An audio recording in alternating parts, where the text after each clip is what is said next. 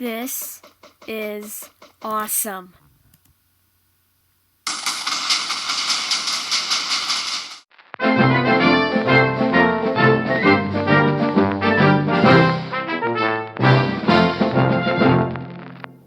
Hello everybody, Travis here, and welcome back to another video where today I am showing a really cool thing I discovered by command. It's kind of been out for a while, but just for anybody who doesn't know it, I'm going to preview it now. So as you saw on that first part there, I was just kind of going crazy with that. If you're looking close enough, I actually had dynamite being summoned from under a snowball I was throwing, which seems pretty unrealistic in Minecraft, but if you actually use some of the commands in the command blocks which they added, these are awesome, and it will work. So it's a step-by-step tutorial I got right here. It's pretty easy if you just follow them, or you could just paste the command in the description. I'll put it in the bottom in case you want to copy that, but it's fairly easy once you practice it. So that's what I do for most commands. I just kind of practice them, and eventually I get the hang of them. So let's start off with this first one. It goes from here to here to here, and this is where the whole command's executed through this one. And here it is. Starts off by /execute. Whenever you execute something, it basically means that you're triggering it. And there's a command for trigger, but that involves objectives and stuff like that. So it starts off /execute @e, which is @entity. The entity we're looking for is Snowball. And the entity we're looking for is a snowball. So we're looking for any snowball in the world, space, where do we want the command that we're about to do, where we want to execute it relative to the snowball. So we want to find first of all, it looks for the snowball in the world, then it activates a command wherever the snowball is, wherever any snowballs in the world are. No matter, there could be hundreds of thousands of snowballs, but they all have a command being executed on them. And so that's the first part. The next part right here is /execute @e, type is equal to Snowball. Remember, it has to be in the square brackets.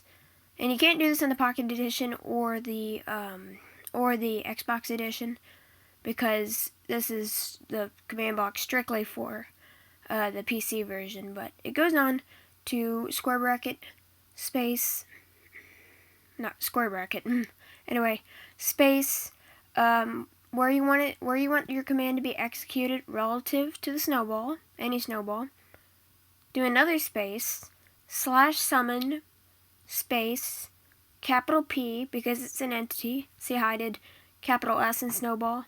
So space, capital P in primed, no space, capital T in TNT.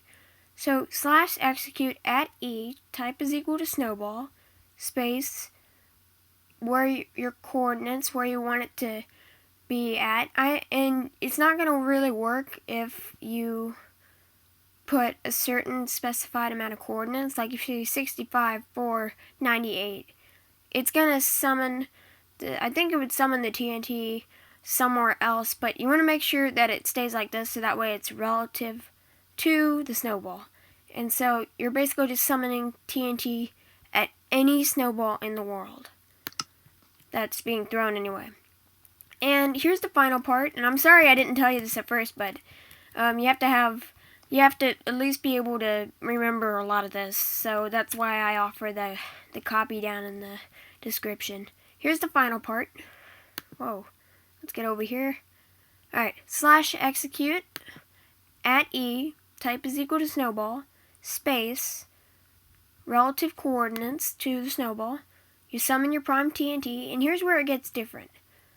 Right after prime TNT, you do a space where you want the TNT to be summoned relative to the snowball. So these are your first set of relative coordinates. Then you do another space from here. These are your second set of relative coordinates. Then space, your fuse. So I did this because this was the middle one. This shows that it's going to be 2 blocks below the snowball, so that way whenever I throw it, it doesn't blow up in my face. So I do a space, and I do curly bracket, capital F in Fuse, and then I set how long I want the fuse to be. In this case, I set it for 120, and of course that isn't 120 seconds. It isn't going to wait that long to blow up, but it's 120 in Minecraft time just to show how quickly it will blow up. So I put the fuse there so that way it doesn't automatically blow up in my face, and that it gives it a little bit of time to touch the ground, so it's kind of a carpet bombing effect. So it's 2 blocks below the snowball that's being thrown, and its fuse is 120, and we know that that will give us enough time to make the command work. And you need a constant redstone clock for the final part. You don't have to have 3 command blocks for this. You only need 1, but I figure it would be nice to do just a step-by-step. That way it would be easier to understand if you wanted to know how it worked. For me, I just like to kind of learn the commands, and that way I know how to use them in the future. So once I've kind of learned them, I try to study them a little bit more. And so you need a constant redstone clock. So I got a lever in here, and I'm also going to need Snowball for the demonstration. So I'm going to go to my lever first, and if I'm quick enough, I can start this redstone clock. And currently right now, it's looking anywhere in the world for any kind of snowball that's being thrown. So there could be one out there in a village where a villager is getting a snowball thrown at him. That will turn into dynamite, and everything will blow up. So this is my area I was kind of playing with over here. And now will be our time to continue doing that. Here we go. And look at all that dynamite. It's perfect carpet bombing effect. It's going into the ground. Better get up. I'm just going to lag my computer out if I do this anymore. And perfect effect. You can just do a bunch of mining like this. I don't know why they don't have this in the Pocket Edition. This is perfect glory right here. Look at that. I should use this on the 4th of July. The 4th of July and New Year's would be a perfect time to use this. I forget the fireworks. I'm using these. So just look at that. You do this circle effect, you can get it. You can get all the dynamite in one space. And actually, I tried this about a day ago, and I did this with a fireball. I tried doing this with a fireball, and I increased the power in it.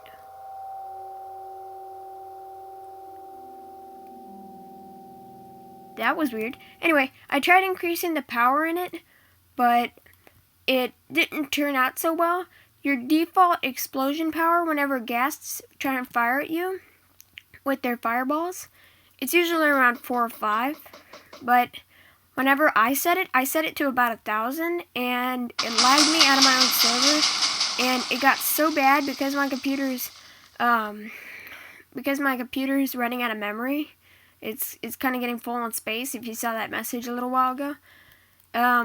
It actually lagged me out of my server, excuse me, and I actually couldn't get back in. I had to restart my computer. I had to verify it restarted, and then I had to log back into Minecraft by, typing in the email and everything. So, let's just say, do not try 1,000 explosion power whenever you have a really bad computer like mine. Anyway, thank you for watching this video. I hope you enjoyed, and then I will see y'all next time. Bye, everybody.